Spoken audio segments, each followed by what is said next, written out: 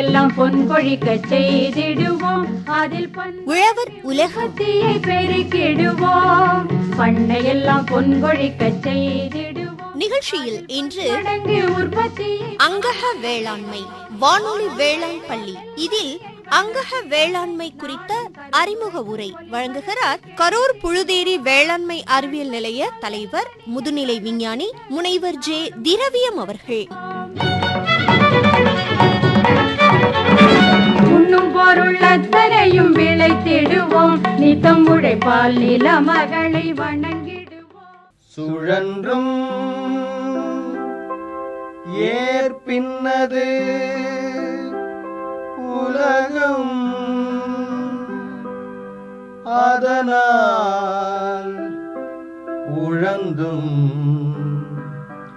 உழவே தலை. உழவர் பெருமக்களே, உங்க எல்லாருக்கும் வணக்கம். அங்கக வேளாண்மைன்னு சொல்லக்கூடிய இயற்கை வழி வேளாண்மை அப்படிங்கிறது இன்னைக்கு எல்லாருக்கும் தெரிஞ்ச பிரபலமாகிட்டு வர விவசாய முறைன்னு சொல்றதை விட நம்ம பாட்டன் பூட்டன் தாத்தா பாட்டி செஞ்ச விவசாய முறை அப்படின்னு சொல்றது தான் சரியா இருக்கும்னு நினைக்கிறேன். உரத்தை போட்டு பயிர் வளர்க்கணும், நாம உற்பத்தியை பெருக வைக்கணும். சிம்பிளா சொல்லணும்னா செயற்கை உரம், பூச்சிக்கொல்லி மருந்து, செயற்கை வளர்ச்சி ஊக்கிகள், உயிர் எதிரி கொண்ட எச்சங்கள், மரபணு மாற்றப்பட்ட விதைகள், இப்படி எல்லாத்தையும் முற்றிலுமா தவிர்த்து பயிர் சுழற்சி, பசுந்தாள் உரம், மக்கிய இயற்கை உரம், உயிரியல் நிர்வாகம், அதாவது மண்வளத்தையும் நுண்ணுயிரிகளோட செயல்பாட்டையும் முழுசா நம்பி இயற்கை சாகுபடி முறைகளை அடிப்படையா கொண்ட வேளாண்மை முறை. இதனால என்ன நன்மை கிடைக்க போகுது அப்படின்னு யோசிச்சா சுற்றுச்சூழல், இயற்கை வளம் பாதுகாக்கப்படுது. முக்கியமா ஆரோக்கியமான நஞ்சில்லா உணவு, உழவனோட நலன், நீண்ட நிலையான வேளாண்மை, இதெல்லாம் அங்கக வேளாண்மை முறையில மட்டும்தான் சாத்தியம் அப்படின்னு சொல்லப்படுது. கடைசி உழவில் போட்டு வைக்கலாம் கலவை உரம், பண்ணை உரம் எல்லாம். ஆகவே எல்லா விவசாயிகளும் இயற்கை வழி வேளாண்மையை கடைபிடிக்கணும், அதோட முக்கியத்துவத்தை தெரிஞ்சுக்கணும்னு அங்கக வேளாண்மை முறையை ஊக்குவிக்க இந்திய அரசு பாரம்பரிய கிருஷி விகாஸ் யோஜனா, இயற்கை வேளாண்மைக்கான தேசிய இயக்கம் போன்ற முக்கிய திட்டங்களை செயல்படுத்தி வராங்க. இதன் மூலம் பயிற்சிகள், சான்றிதழ், உள்ளீடுகளுக்கான மானியம், சந்தை இணைப்பு போன்றவை வழங்கப்படுகின்றன. மேலும் தேசிய தோட்டக்கலை இயக்கம், தேசிய உணவு பாதுகாப்பு இயக்கம் போன்ற திட்டங்களும் ஆதரவளிக்கின்றன. அதே போன்று நம்ம தமிழக அரசும் பசுந்தாள் உரம், உயிர் உரங்களின் உற்பத்தி, விநியோகம் போன்றவற்றிற்கு மானியம், விவசாயிகள் கூடுதல் வருமானம் ஈட்ட ஒருங்கிணைந்த பண்ணை முறைகளை ஊக்குவித்தல் போன்ற பல விஷயங்களை செஞ்சு வராங்க. இதுல நமது பங்களிப்பு இல்லைனா எப்படிங்க? அதனால திருச்சிராப்பள்ளி வானொலி நிலையமும் கரூர் புழுதேரி வேளாண்மை அறிவியல் நிலையமும் இணைந்து இன்று முதல் அங்கக வேளாண்மை என்ற தலைப்புல 13 வாரங்கள் 13 தலைப்புகள்ல தொடர்ந்து வானொலி வேளாண் பள்ளி பாடங்களை நடத்த இருக்கிறோம். பாடங்கள் ஒவ்வொரு திங்கட்கிழமையும் இரவு மணி 7:25க்கு உழவர் உலகம் நிகழ்ச்சியில ஒளிபரப்பாகும். உரத்தை போட்டு பயிர் வளர்க்கணும், நாம உற்பத்தியை பெருக வைக்கணும். அந்த வரிசையில் இன்று பயிர் வளர்க்கணும் அங்கக வேளாண்மை குறித்த அறிமுக உரை வழங்குகிறார் கரூர் புழுதேரி வேளாண்மை அறிவியல் நிலைய தலைவர் முதுநிலை விஞ்ஞானி டாக்டர் ஜே திரவியம் அவர்கள். இப்ப இன்னைக்கு வானொலி வேளாண் பள்ளியில அங்கக வேளாண்மை என்ற தலைப்புல ஒரு அறிமுகம் தான் நம்ம பார்க்க போறோம். தொடர்ந்து இந்த வானொலி வேளாண் பள்ளியில ஒவ்வொரு நாளும் ஒவ்வொரு தலைப்புல 13 பாடங்கள் இருக்கு. அதனுடைய முதல் விஷயம் தான் இன்னைக்கு நம்ம அங்கக வேளாண்மை பத்தி பாக்குறோம். நம்ம விவசாயிகள் மத்தியில பொதுவாக பாத்தீங்கன்னா இயற்கை விவசாயம் அப்படின்னு எல்லாருக்கும் தெரியும். இப்ப அங்கக வேளாண்மை அப்படிங்கறது பாத்தீங்கன்னா அதை ஒரு விஞ்ஞான பூர்வமாக நம்முடைய வேளாண் பல்கலைக்கழகங்கள்லாம் அவங்க பல ஆய்வுகள் மேற்கொண்டு அதன் வழியாக அதற்கான தொழில்நுட்பங்கள் எல்லாமே கொடுத்திருக்காங்க. அதை பத்தி தான் நம்ம இப்ப பார்க்க போறோம். இன்னைக்கு பாத்தீங்கன்னா அதிகமான உரங்கள், பூச்சிக்கொல்லிகள்னால விவசாயம் லாபகரம் இல்லாத ஒரு நிலையா போயிட்டு இருக்கு. இது ஒரு முக்கியமான விஷயம். அடுத்ததாக பாத்தீங்கன்னா இன்னைக்கு மண் வளம் கொஞ்சம் கொஞ்சமா குறைஞ்சுகிட்டு இருக்கு. பல பகுதியில் பாத்தீங்கன்னா அந்த அங்கக கரிமம் எல்லாம் குறைந்த நிலையில இருக்கிறனால பல வகையான பூச்சி நோய் தாக்கம் இது மாதிரி வருது. அதனால உற்பத்திகளும் வெகுவாக குறைந்துள்ளது. இதனை கருத்தில் கொண்டு அங்கக வேளாண்மையில வந்து பாத்தீங்கன்னா பூச்சிக்கொல்லி உரங்கள் இதெல்லாம் தவிர்த்து நம்ம வந்து இயற்கையான எரு இதெல்லாம் நம்ம பயன்படுத்துறது, பசுந்தாள் பயிர்களை பயன்படுத்துவது, உயிர் உரங்கள் போன்றவற்றை பயன்படுத்தி மண் வளத்தை மேம்படுத்தி பலதரப்பட்ட பன்முக வேற்றுமை, அதாவது நம்ம சொல்லக்கூடிய உயிரியல் சூழல் எல்லாம் அமைத்து நல்ல தரமான பாதுகாப்பான உணவை வந்து மக்களுக்கு கொடுப்பதுதான் இந்த அங்கக வேளாண்மை. இன்னைக்கு பாத்தீங்கன்னா நம்ம நாட்டில் கிட்டத்தட்ட 7.3 மில்லியன் ஹெக்டேர் நிலப்பரப்புல வந்து அங்கக சான்றளிப்பு பெற்ற சாகுபடியானது மேற்கொள்ளப்பட்டு வருகிறது. இதுல வந்து பாத்தீங்கன்னா நம்ம பண்ணை பயிர் சாகுபடி வந்து ஒரு 4.5 மில்லியன் ஹெக்டேர்லயும், அதே பாத்தீங்கன்னா வனப்பரப்பு, அதாவது நம்ம காடுகள் போன்றவை வந்து ஒரு 2 மில்லியன் ஹெக்டேர்ங்கிற அளவுல இருக்கு. இன்னைக்கு வந்து ஒரு 3.6 மில்லியன் மெட்ரிக் டன் வந்து அங்கக பொருட்கள் உற்பத்தி செய்யப்படுகிறது நம்ம நாட்டில். இதுல முக்கியமா பார்க்கும்பொழுது மத்திய பிரதேசம் வந்து அதிகமான நிலப்பரப்பு இருக்கு. அதனை தொடர்ந்து மகாராஷ்டிரா, ராஜஸ்தான், குஜராத், ஒரிசா, சிக்கிம், உத்தரப்பிரதேசம், உத்தரகண்ட், கேரளா மற்றும் கர்நாடகா இதெல்லாம் வந்து பல முன்னணி மாநிலங்களா இருக்கு. நமக்கு எல்லாருக்கும் தெரியும், முதல்ல வந்து சிக்கிம் மாநிலம் தான் முதல் முறையா முழுமையான ஒரு அங்கக வேளாண்மை மேற்கொள்ளக்கூடிய ஒரு மாநிலமாக இருக்கு. இன்னைக்கு உலக அளவில் அதிகமான சான்று பெற்ற ஒரு அங்கக வேளாண்மை பின்பற்றக்கூடிய ஒரு நாடு அப்படின்னு பாத்தீங்கன்னா நம்ம தேசம் தான், இந்தியா தான். அது நமக்கு ஒரு சிறப்பு. இன்னைக்கு 2.6 லட்சம் டன் அங்கக பொருட்கள் நம்ம வந்து ஏற்றுமதி செய்யக்கூடிய நிலையில இருக்கோம். அது கிட்டத்தட்ட US டாலர்ல பார்த்தோம்னா 494.8 மில்லியன், கிட்டத்தட்ட 4000 கோடி மதிப்பு உள்ளதா இருக்கு. நம்ம வந்து கிட்டத்தட்ட ஒரு 20,000 கோடி இலக்க வந்து 2030 அடையணும் அப்படிங்கிற ஒரு நோக்கத்தோட செயல்பட்டுக்கிட்டு இருக்கோம். இது வந்து நம்மளுடைய ஒரு சில புள்ளி விவரம் நம்ம அங்கக வேளாண்மை குறித்து. இப்ப நம்ம பார்க்கும் பொழுது நமக்கு முதல் விஷயமே இந்த மண் வளம் தான். இன்னைக்கு வந்து மண் வளம் இல்லாம நம்ம பண்ண முடியாது. இதுல முக்கியமா பாத்தீங்கன்னா இந்த அங்கக கரிமம், அதை எப்படி நம்ம வந்து நிறுத்துறோம், அதே போல பல வகையான நுண்ணுயிர்கள் மண்ணுல வந்து இருக்கு, அதோட செயல்பாடுகள் இதெல்லாம் நம்ம வந்து மேம்படுத்தணும். இதன் மூலமாக நல்ல மண்ணுடைய கட்டமைப்பை கொண்டு வந்து பலதரப்பட்ட காலநிலை மாற்றங்களை நம்ம எதிர்கொள்வதற்கு இது ஒரு வாய்ப்பாக அமையும். அதே போல நிறைய விவசாயிகள் இன்னைக்கு வந்து பாத்தீங்கன்னா நம்ம அங்கக கரிமம் இதெல்லாம் பார்க்கும்பொழுது நம்ம பகுதியில் பொதுவாக நம்முடைய மாவட்டங்கள் எல்லாம் பார்க்கும்பொழுது ஒரு 0.5 அளவுல இருக்கு. பொதுவாக 1 என்ற அளவுல இருக்கக்கூடியது ஒரு 1% அளவு இருக்கிறது நல்ல ஒரு மண்ணுங்கிறது. ஆனா சில விவசாயிகள் வந்து இந்த இயற்கை விவசாயத்துல, அதாவது இந்த அங்கக வேளாண்மையில வெற்றி பெற்ற விவசாயிகள் கிட்டத்தட்ட ஒரு 2.5 என்ற சதவீதம் அளவுக்கு அந்த அங்கக கரிம மண்ணுல வந்து அதிகரிச்சிருக்காங்க. அது இது ஒரு மாதிரி சாதனையாகவும் இருக்கு. அதே சமயத்துல பார்க்கும் பொழுது இன்னைக்கு வந்து செலவினங்களை குறைப்பதில் பாத்தீங்கன்னா இந்த உரங்கள் வந்து அதிகமான செலவமா இருக்கு. விவசாயிகளுக்கு ஒரு பெரிய சவாலா இருக்கு. இந்த உரங்கள் போடும் பொழுது நம்ம சமச்சீராக உரமிடாத சூழ்நிலையில பல வகையான பூச்சிகளுக்கும் நோய்க்கு வர்றதுனால அதற்காக செலவிடக்கூடிய இந்த பூச்சிக்கொல்லிகள், நோய்க்கொல்லிகள், இன்னும் களைக்கொல்லிகள் இதெல்லாம் அதிகமான ஒரு செலவினங்களா இருக்கு. அதையும் குறைப்பதும் இந்த அங்கக வேளாண்மையில ஒரு முக்கியமான நோக்கமா இருக்கு. இதுல பாத்தீங்கன்னா நம்மளுடைய பண்ணையிலிருந்து தயாரிக்கக்கூடிய இடுபொருட்கள் அதுதான் ரொம்ப ரொம்ப முக்கியமான விஷயங்களா இருக்கு. நம்ம எரு தயாரிக்கிறோம், இந்த ஜீவாமிர்தம், அதே மாதிரி பசுந்தாள் பயிர்களை மடக்கி உழவு செய்வது, இது போன்ற நிறைய விஷயங்கள் இருக்கு. இதையும் நம்ம ஒரு நாள் பாடத்துல நம்ம வந்து பாக்குறோம், அங்கக முறையில எப்படியெல்லாம் இந்த மண்ணுடைய வளத்தை மேம்படுத்துவது. அதே போல இந்த சான்று பெற்ற பொருட்களுக்கு நல்ல ஒரு சந்தை வாய்ப்பு இருக்கு. அதற்கான ஒரு பாடமும் வச்சிருக்கோம். இந்த நஞ்சில்லாத உணவு மக்களுக்கு நல்ல ஒரு வாய்ப்பாக இருக்குது. இன்னைக்கு சந்தைப்படுத்துவது பெரிய சவாலா இருக்கக்கூடிய சமயத்துல விவசாயிகள் விலை கிடைக்கலங்கிற ஒரு வருத்தமான சூழ்நிலையில இந்த அங்கக வேளாண்மையில சான்று பெற்ற பொருட்களுக்கு ஒரு நல்ல சந்தை வாய்ப்பு இருக்கிறது, நல்ல ஒரு விலையும் கிடைக்குது. அங்கக வேளாண்மை செய்யக்கூடிய விவசாயிகள் எல்லாம் வெற்றி விவசாயிகளா இருக்காங்க. நம்ம மாவட்டத்தில் பல விவசாயிகள் வந்து வெற்றி விவசாயிகள். அவர்களுக்கான விருதுகளை எல்லாம் கூட பல்வேறு அமைப்புகள் மூலமாகவும் பல்கலைக்கழகங்கள் மூலமாக பெற்று உள்ளார்கள். இதே நேரத்தில் பாத்தீங்கன்னா மத்திய அரசாங்கமும் சரி மாநில அரசும் சரி நிறைய திட்டங்கள் வகுத்து விவசாயிகள் வந்து இந்த அங்கக வேளாண்மையை சிறப்பாக மேற்கொள்வதற்காக இருக்காங்க. அதுல வந்து பாத்தீங்கன்னா இந்த பாரம்பரிய கிருஷி விகாஸ் யோஜனா, அதாவது பரம்பரக்ட் கிருஷி விகாஸ் யோஜனான்னு ஒன்று இருக்கு. அதே மாதிரி NPOPங்கிற ஒரு முறை இருக்கு. இப்ப நேஷனல் மிஷன் சொல்லி இது வந்து நேச்சுரல் ஃபார்மிங் அப்படிங்கிற ஒரு திட்டமும் இப்ப செயல்படுத்திக்கிட்டு இருக்கோம். இதெல்லாம் நம்ம வேளாண் அறிவியல் மையத்தின் மூலமாக செயல்படுத்திக்கிட்டு இருக்கோம்.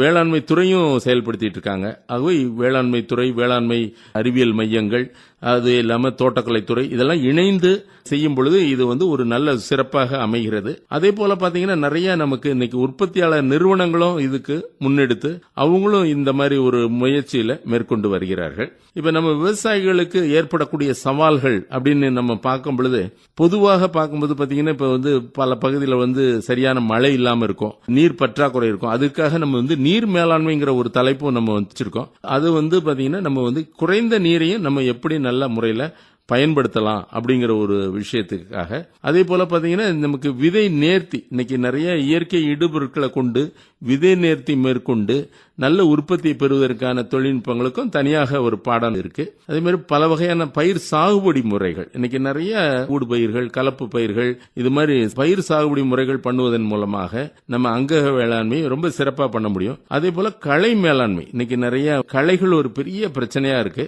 விவசாயிகள் பல பேர் வந்து களைக்கான களைக்கொல்லி, கிளைபோசேட்டுங்கிற ஒரு களைக்கொல்லி வந்து பயிர்களுக்கு தடை செய்யப்பட்டது. அது வந்து பாத்தீங்கன்னா சாலை ஓரங்கள்ல இருக்கக்கூடிய களைகளையும், அதை தவிர மலையில நம்ம சாகுபடி பண்ணக்கூடிய தேயிலைக்கு தான் அது வந்து பரிந்துரை செய்யப்பட்டது. ஆனா இன்னைக்கு நிறைய பயிர் சாகுபடி பண்ணக்கூடிய விவசாயிகள் எல்லாருமே அந்த களைக்கொல்லி, ரவுண்ட் அப்னு சொல்லக்கூடிய ஒரு களைக்கொல்லி அதிகமாக பயன்படுத்துவது. அது வந்து நிறைய சுற்றுச்சூழலுக்கும் சரி மனித ஆரோக்கியத்துக்கும் பல கேடு விளைவிக்குது அப்படிங்கிற ஒரு கருத்து வந்து மக்களிடையே எடுத்துக்கொண்டு போயிட்டு இருக்கோம். அது அங்கக முறையில நம்ம வந்து களை மேலாண்மை தொழில்நுட்பங்களும் பயிற்சி ஒரு நாள் உள்ளது. அதே மாதிரி அங்கக உரங்கள், நம்ம இயற்கையான முறையில எப்படியெல்லாம் இடுபொருட்கள் தயாரிப்பு, அங்கக முறையில பூச்சி மற்றும் நோய்கள் மேலாண்மை, அதற்கான ஒரு பாடம் இருக்கு. ஒருங்கிணைந்த பண்ணையம், கால்நடை, மீன் வளர்ப்பு, பட்டுப்புழு வளர்ப்பு போன்ற பல விஷயங்களை ஒருங்கிணைத்து செய்யக்கூடிய ஒருங்கிணைந்த பண்ணையம்ங்கிற பாடமும் உள்ளது. அதுபோல அங்கக சான்றளிப்பு, இது வந்து நமக்கு ரொம்ப ரொம்ப முக்கியமான ஒரு விஷயம். இன்னைக்கு மக்கள் மத்தியில ஒரு நம்பகத்தன்மை வேணும்னா கண்டிப்பாக அதுக்கான சான்றளிப்புங்கிறது வேணும். இது நம்முடைய வேளாண்மை துறை வந்து அங்கக சான்றளிப்பு துறை மூலமாக அதற்கான ஏற்பாடுகள் எல்லாமே செய்து கொடுத்துட்டு இருக்காங்க. விவசாயிகளை வந்து வழிகாட்டிட்டு இருக்காங்க, சான்றளிப்பு கொடுக்கறாங்க. அதை பத்திய ஒரு பாடம் உள்ளது. அப்புறம் அறுவடை பின்செய் நேர்த்தி, இன்னைக்கு நிறைய மதிப்பு கூட்டப்பட்ட பொருட்கள் எல்லாத்திலுமே பலதரப்பட்ட அந்த நிறமிகள் மற்றும் அது வந்து கெட்டு போகாம இருக்கக்கூடிய சில வகையான வேதிப்பொருட்களை எல்லாம் கலக்கறாங்க. இது மூலமாகவும் ஆரோக்கிய கேடு இன்னைக்கு வருது. இன்னைக்கு வந்து மக்கள் மத்தியில எல்லாருக்குமே ஜங்க் ஃபுட்ஸ் சொல்லக்கூடிய நொறுக்கு தீனிகள், உடலுக்கு உபாதை விளைவிக்கக்கூடிய நிறைய குழந்தைகள் மத்தியிலையும் கொடுக்கறாங்க. அதெல்லாம் நம்ம தவிர்த்து நல்ல ஆரோக்கியமான சத்து மாவு உருண்டைகள், சிறுதானிய லட்டு வகைகள், அதே போல சிறுதானிய அவல் கொண்டு சாக்லேட் கூட நம்ம மையத்தில் தயாரிச்சு கொடுத்துக்கிட்டு இருக்கோம். இது போன்ற நல்ல சத்தான உணவுகளை எந்த வேதிப்பொருட்களும் கலக்காம தயாரிக்கக்கூடிய முறையை குறித்தும் அதற்கான ஒரு பாடம் உள்ளது. இந்த அங்கக பொருட்களை வந்து எப்படி நம்ம வந்து சந்தைப்படுத்துதல், அதற்காக ஒரு தொழில் முனைவோருடைய அனுபவத்தையும் அவர் வந்து பகிர்ந்து கொள்ள உள்ளார். இதெல்லாம் முடியும் தருவாயில நம்ம வந்து விவசாயிகளோட ஒரு கலந்துரையாடல் அங்கக வேளாண்மை குறித்து, அதுல வந்து பதிவு செய்த விவசாயிகள் எல்லாம் வந்து கலந்துரையாடல் நடைபெற உள்ளது. விவசாயிகள், அங்கக வேளாண்மை செய்யக்கூடிய விவசாயிகள், நல்ல வெற்றி விவசாயிகள் இருக்காங்க. அவங்களோட ஒரு தொடர்பும் மற்ற விவசாயிகளுக்கு கிடைக்கும் பொழுது அவர்களும் துணிந்து சரி நம்மளும் செய்து பார்ப்போம் அப்படிங்கறதற்கான ஒரு வாய்ப்பு உள்ளது. திருச்சிராப்பள்ளி வானொலியின் அலைவரிசைகளில் நேயர்கள் கேட்டு இணைந்திருப்பது வானொலி வேளாண் பள்ளி. இதில் அங்கக வேளாண்மை குறித்த தகவல்களை வழங்கிக் கொண்டிருக்கிறார் கரூர் புழுதேரி வேளாண்மை அறிவியல் நிலைய முதுநிலை விஞ்ஞானி டாக்டர் ஜே திரவியம் அவர்கள். இயற்கையான முறையில இந்த அங்கக வேளாண்மை மேற்கொள்வதற்கு விவசாயிகளுக்கு ஏற்படக்கூடிய முக்கியமான ஒரு தடை என்ன அப்படின்னு பார்க்கும் பொழுது இந்த பூச்சி நோய்கள். இன்னைக்கு விவசாயிகள் வந்து பசுந்தாள் பயிர் சாகுபடி பண்றாங்க, நிறைய பேர் பசுந்தாள் பயிர் சாகுபடி பண்றாங்க. அதனை தொடர்ந்து பயிர் சாகுபடி மேற்கொள்கிறார்கள். மேற்கொண்டு பயிர் சாகுபடி கொண்டு போகும் பொழுது திடீரென்று பார்க்கும் பொழுது ஏதாவது ஒரு வகையான பூச்சியோ நோய் வரும் பொழுது அவர்கள் வந்து என்ன செய்வது என்று அறியாமல் அந்த மாதிரி நேரத்துல உடனடியாக அவள் அருகாமையில் உள்ள இடுபொருட்கள் விநியோகஸ்தர்களை வந்து அணுகி அதற்கு என்ன செய்யணும்னு கேட்கும் பொழுது இதற்கான பரிந்துரை வந்து பூச்சிக்கொல்லிகளோ நோய்க்கொல்லிகளோ கொடுக்கும் பொழுது அது வந்து பயன்படுத்துற மாதிரி ஒரு நிலை ஏற்படுகிறது. இப்ப நம்ம அங்கக சான்றளிப்புல வந்து பாத்தீங்கன்னா 3 வருட காலகட்டம் கொடுத்திருக்காங்க. ஒரே வருடத்துல நம்ம வந்து முழுமையாக அங்கக வேளாண்மை மேற்கொள்ளணுங்கிற ஒரு கட்டாயம் இல்ல, படிப்படியாக நம்ம வந்து பண்ணலாம். அதுல ஒரு பகுதி முதல்ல நம்ம ஆரம்பித்து அதுக்கப்புறம் அடுத்தடுத்த கட்டத்துல நம்ம முழுமையான அங்கக வேளாண்மைக்கு போகலாம். இதுல வந்து பாத்தீங்கன்னா இந்த மண் ஆய்வுங்கிறது ரொம்ப பயனுள்ளதா இருக்கும். நம்மளுடைய மண்ணுடைய தன்மை என்ன என்று அறிந்து அந்த மண்ணிற்கு ஏற்ற பயிர்களை நம்ம சாகுபடி பண்ணணும். மண் வளம் அதிகமாக இருக்கக்கூடியதுல நம்ம வந்து பணப்பயிர்களை சாகுபடி மேற்கொள்ளலாம். மண் வளம் குறைவாக இருக்கும் பொழுது அதற்கு தகுந்தாமல சிறுதானியங்கள், தானிய வகை பயிர்கள், எண்ணெய் வித்து பயிர்கள், ஒரு சில பயிர்கள், பயிர் வகை பயிர்கள், இதெல்லாம் நம்ம வந்து சாகுபடி செய்யலாம். அப்ப மண் வளம்ங்கிறது ரொம்ப ரொம்ப ஒரு முக்கியமான விஷயமா இருக்கு. அதற்கப்புறம் தொடர்ந்து அந்த மண் வளத்தை நம்ம மேம்படுத்துவதற்கான முயற்சிகளை எல்லாம் மேற்கொள்ளும் பொழுது கண்டிப்பாக நமக்கு பிற்காலத்துல நல்ல ஒரு பணப்பயிர்களை கூட நம்ம வந்து சாகுபடி பண்ண செய்யக்கூடிய வாய்ப்புகள் கிடைக்கும். இப்ப இதுல ஒரு முக்கியமான விஷயம் என்னன்னு பார்க்கும் பொழுது நம்ம வந்து பாரம்பரிய பயிர் ரகங்கள், இன்னைக்கு பாரம்பரிய பயிர் ரகங்கள் வந்து நிறைய பயிர்கள்ல இருக்கு. முக்கியமா இப்ப பாத்தீங்கன்னா காய்கறி பயிர்கள்ல நிறைய பாரம்பரிய காய்கறிகள்லாம் இருக்கு. அந்த வகையான காய்கறிகள்லாம் பாத்தீங்கன்னா பொதுவாக பூச்சி நோய் தாக்கம் அதெல்லாம் அதிகமாக இலக்கு ஆகாது.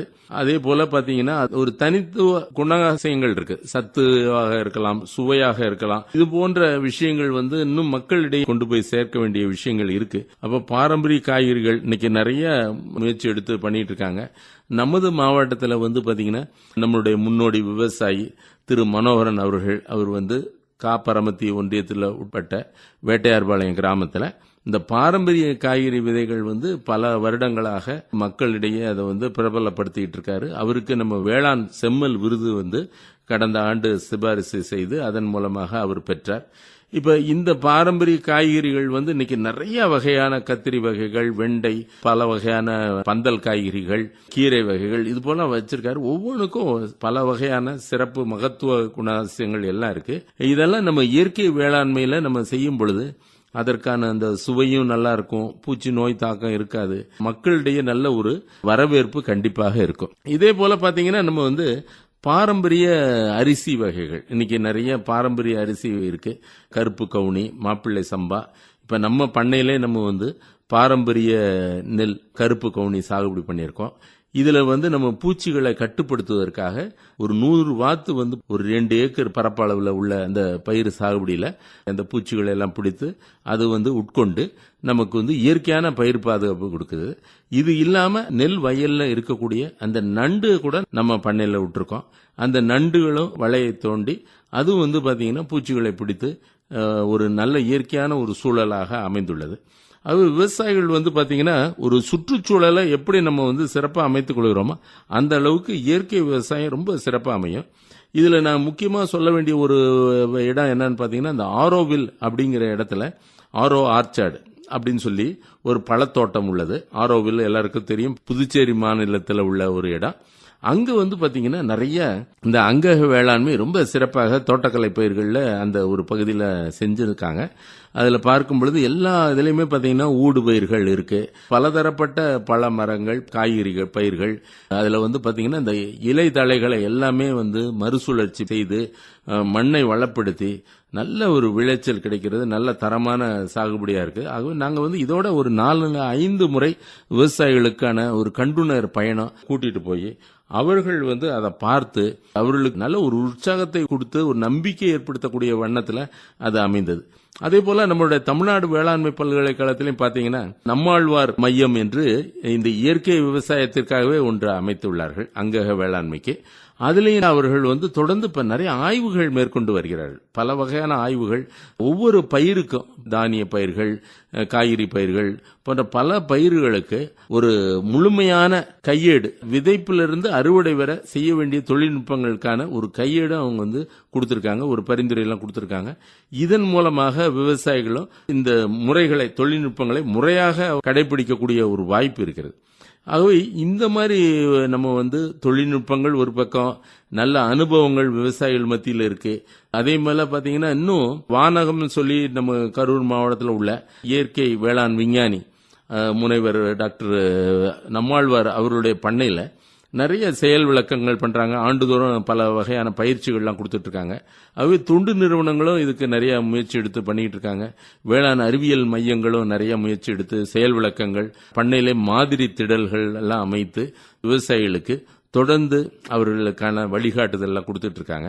இன்னைக்கு ஒரு சில விவசாயிகள் பார்க்கும் பொழுது அவங்க ஒரு பெரிய அளவில் நிலப்பரப்பு இருக்கும் பொழுது ஒரு சிறிய பங்குல அவங்க முழுமையான இயற்கை விவசாயம் மேற்கொள்றாங்க. அதாவது அங்கக வேளாண்மை மேற்கொள்கிறார்கள்.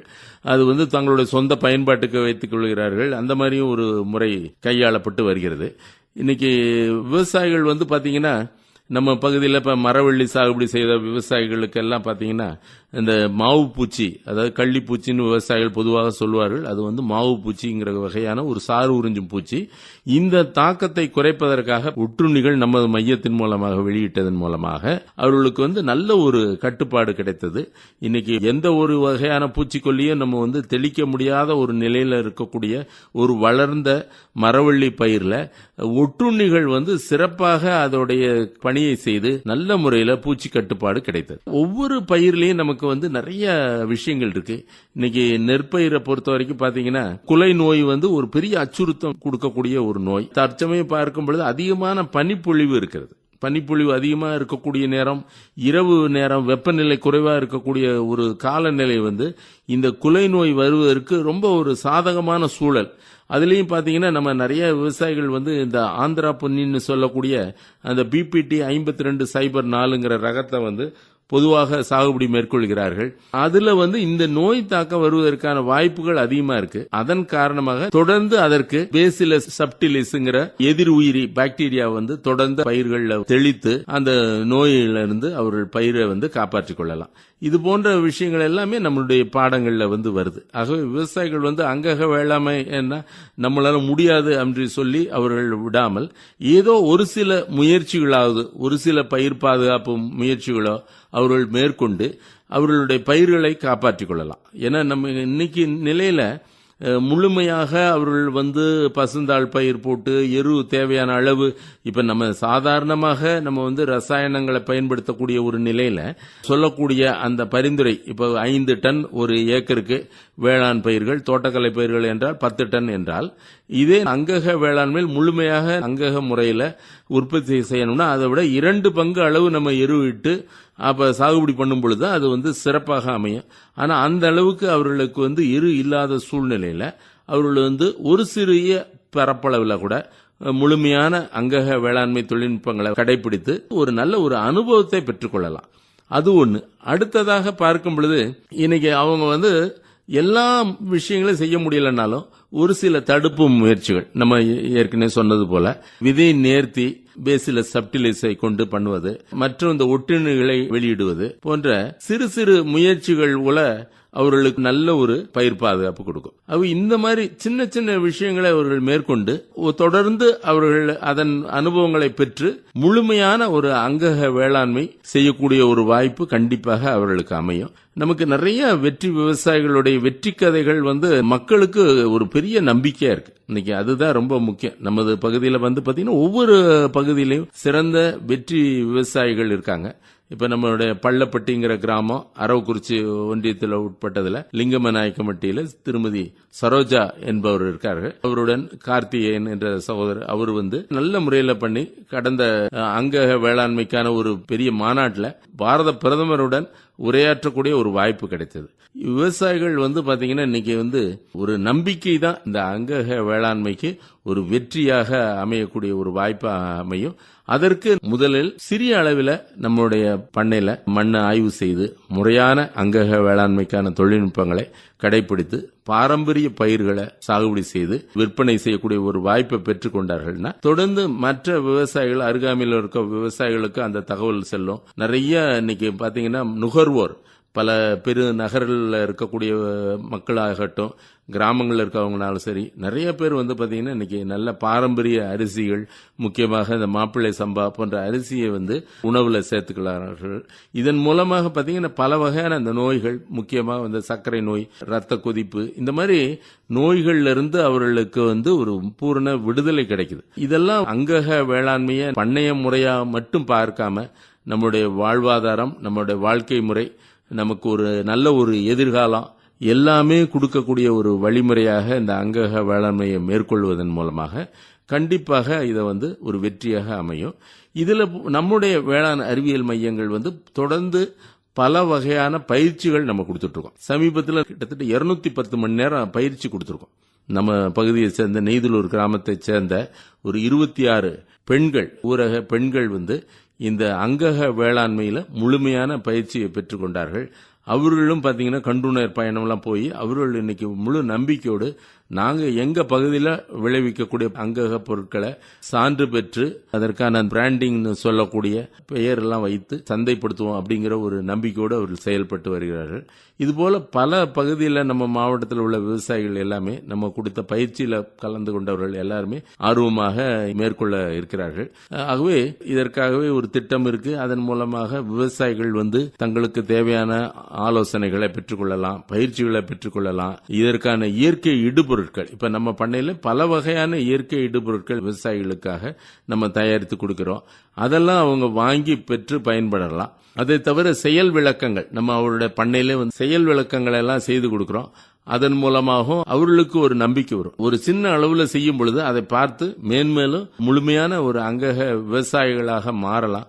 அவை நம்முடைய மையத்தின் மூலமாகவும் மற்ற வேளாண்மை சகோதர துறைகள் மற்றும் பல்கலைக்கழகம், தேசிய வாழை ஆராய்ச்சி மையம் போன்ற பல ஆராய்ச்சி மையங்கள், நிறுவனங்களுடைய ஒத்துழைப்புடன் விவசாயிகள் தங்கள் அங்கக வேளாண்மை முறையை சிறப்பாக மேற்கொள்ளலாம். இது தொடர்பாக விவசாயிகளுக்கு ஏற்படக்கூடிய சந்தேகங்களுக்கு 94 88 96 76 75, மீண்டும் சொல்றேன், 94 88 96 76 75. நன்றி, வணக்கம். விளையணும்னா சரிவிகிதே உணவு தேவைங்க, கணக்கு பண்ணி உரத்தை போடலாம், கணக்கு பண்ணி உரத்தை போடலாம். நேயர்கள் இதுவரை கேட்டது வானொலி வேளாண் பள்ளி. இதில் அங்கக வேளாண்மை குறித்த அறிமுக உரை வழங்கினார் கரூர் புழுதேரி வேளாண்மை அறிவியல் நிலைய தலைவர், முதுநிலை விஞ்ஞானி முனைவர் ஜே திரவியம் அவர்கள். வைக்கணும், மண் தரத்தை பார்த்து உரம் போடணும், மண் தரத்தை பார்த்து உரம் போடணும், பயிர் தேவை பார்த்து அளந்து போடணும், உரத்தை போட்டு பயிர். பாடங்கள் தொடர்பாக உங்களுக்கு ஏதேனும் சந்தேகங்கள், வினாக்கள் இருந்தால் நிலைய இயக்குனர், பண்ணை இல்ல பிரிவு, ஆகாஷ்வாணி, திருச்சிராப்பள்ளி என்ற முகவரிக்கு கடிதம் மூலமாகவோ அல்லது @trichy@gmail.com என்ற மின் அஞ்சலுக்கோ எழுதுங்கள். நிபுணர்கள் உங்கள் சந்தேகங்களுக்கு விளக்கம் அளிப்பார்கள். அங்கக வேளாண்மை வானொலி வேளாண் பள்ளி பாட வரிசையில் அடுத்த வாரம் மண்வள மேலாண்மை என்ற தலைப்பில் பாடம் நடத்துகிறார் கரூர் புழுதேரி வேளாண்மை அறிவியல் நிலைய மண்ணியல் துறை தொழில்நுட்ப வல்லுநர் என் மாரிக்கண்ணு அவர்கள். வானொலி வேளாண் பள்ளி பாடங்களை கேளுங்கள், பயன்பெறுங்கள்.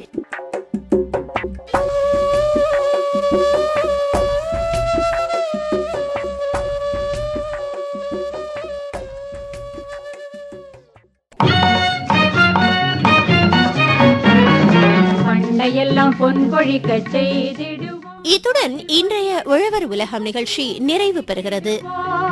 பண்ணையெல்லாம் பொன்பொழிக்க செய்திடுவோம், அதில் பன்மடங்கு உற்பத்தியை பெருக்கிடுவோம்.